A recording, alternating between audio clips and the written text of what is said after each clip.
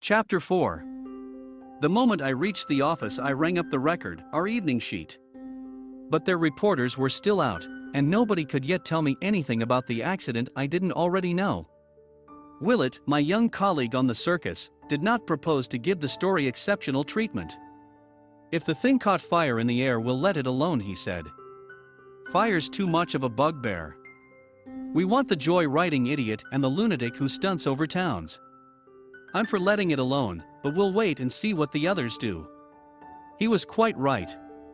On its merits as publicity, it looked as if we should hear little more of the case. I settled down to my work.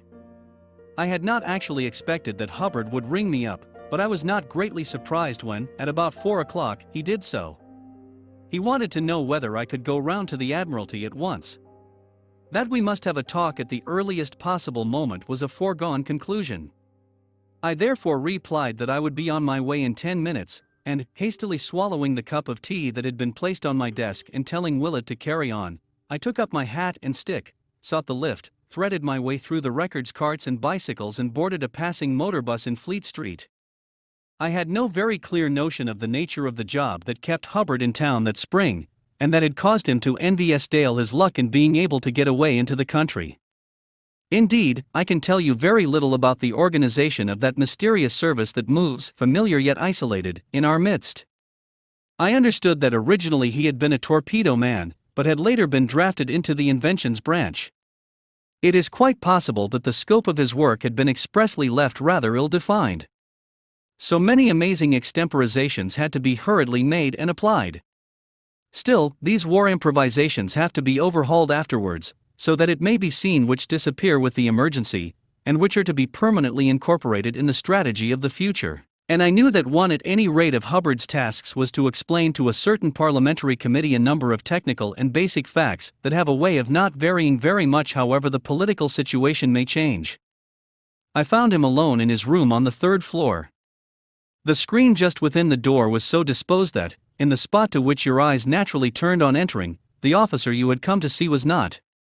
They are old and cunning in the senior service, and I had never seen Hubbard at work before. His voice came to me from quite a different part of the room, and I had the feeling that if I had been a stranger there would have been a moment in which I should have been pretty thoroughly looked up and down. "Come in and take a pew," he said. "Hope I haven't fetched you away from anything important. But I couldn't stop to talk this morning. I only got rid of my by-election blighters half an hour ago." "Well." And, as I sat down in the chair at the end of his desk, he plunged straight into the matter by asking me how long I had known Estelle. Now, how long you have known a man, in the sense of how well you know him, is not always simply a matter of time. I have told you how humdrum my own war services were. They had not included those incredible moments of intensified action that may more truly reveal a man to you than years of desultory familiarity. It was plainly something of this kind that Hubbard had in his mind now.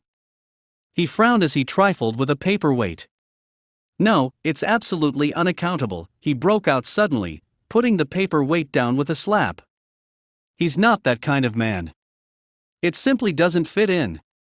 "His behavior this morning, you mean?" "Yes. It was another man altogether. Why, before I knew Estelle well, I remember I bet him a supper that he'd drop his pallet on the quarterdeck when the first shell came over.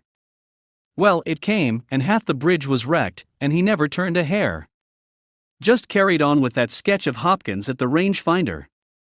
Absolutely undefeated sportsman. So why should he behave as he did this morning?" Hereupon, though not as throwing very much light on the question, after all I told Hubbard of my own surmise with regard to Rook. He looked rather quickly up. "What, little queer fellow? He's all right. Isn't he? What about him? Tell me about him." This too I told him as well as I was able. And I may say that I noted with pleasure, as perhaps the real beginning of a valued friendship, that there did not seem to be any question in Hubbard's mind as to what kind of man I was myself. He was quite content to accept my summing up of Monty. "So it's between 'em, you think, whatever it is? Or else I give it up," I replied. "But I wonder if you're right," he mused. Then, he added suddenly, "What about all that time he spent in the cellar?" From that point our conversation took for a time a curious little turn. For Hubbard, while seeming to have no explanation that as a sensible man he must not reject as fantastic, seemed nevertheless to be reluctant to let something go. He seemed to hint and to dismiss and then to hint again, to come to the brink of saying something, and then to leave it unsaid after all. And again I had the feeling that though he had known Philip Esdale for only 2 years as against my 20, in some things he might be the familiar, and I the outsider. Then again, he seemed to decide to take a risk. He spoke to the paper weight in his palm. "You don't happen to know anything about these new sound appliances, do you?" he asked. "No." "Which are they?" "Oh, there are a lot of 'em," he answered again, half evasively. "There's sound ranging, of course. Then there's the hydrophone. And as a matter of fact the best brains in the world today are trying to cut out sound aeroplane propellers and so on. What I mean is Esdale's not hearing anything. I suppose it's just possible that he didn't. All a matter of where the sound wave hits. You remember the broken windows in the Strand when Fritz used to come over and drop his eggs? First a broken one, then 2 or 3 whole ones, then broken ones again, all along the street. Well, this might have been one of those dumb intervals. Otherwise he must have heard. And I should have thought he'd have felt the vibration too. He's admitted he thought he heard something. Pooh, there was no mistaking it. If he didn't recognize it we can take it he didn't hear it. If we believe him, of course. Don't you believe him?" "Yes," Hubbard answered without a moment's hesitation. "Then, oh, I suppose it means I'm on the wrong track," Hubbard replied. "Naturally any track of that nature was totally unexplored by me, but I was far from dismissing it on that account.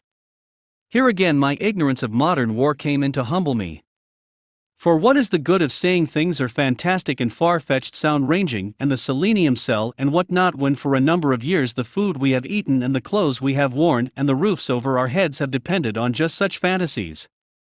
Not for nothing were those clusters of listening cones at Hyde Park Corner and on Parliament Hill, not for nothing those wireless masts over our heads at that very moment. Their operation might be unfamiliar to me, but these things were the daily business of Commander Hubbard, R.N. He turned as naturally to them as I myself turned to those equally mysterious things, a man's motives, and the operative emotions of his heart. "For all that," said Hubbard abruptly, "I should like to have a good look at that cellar of his." I was silent. I didn't know whether his wish to see the cellar included sound experiments on the roof also. "More than that," he continued slowly, underscore by the way, "did Mrs. Esdale and the children get away?" "That I did not know." "Well, what about going round this evening to see?" "The chances are that they did if I know Philip." "I don't mean that. I mean what about going round to see that cellar?" Hubbard replied. "I didn't say so, but I had a sudden wonder, quite new and born all at once of I don't know what whether Esdale might want us to see his cellar.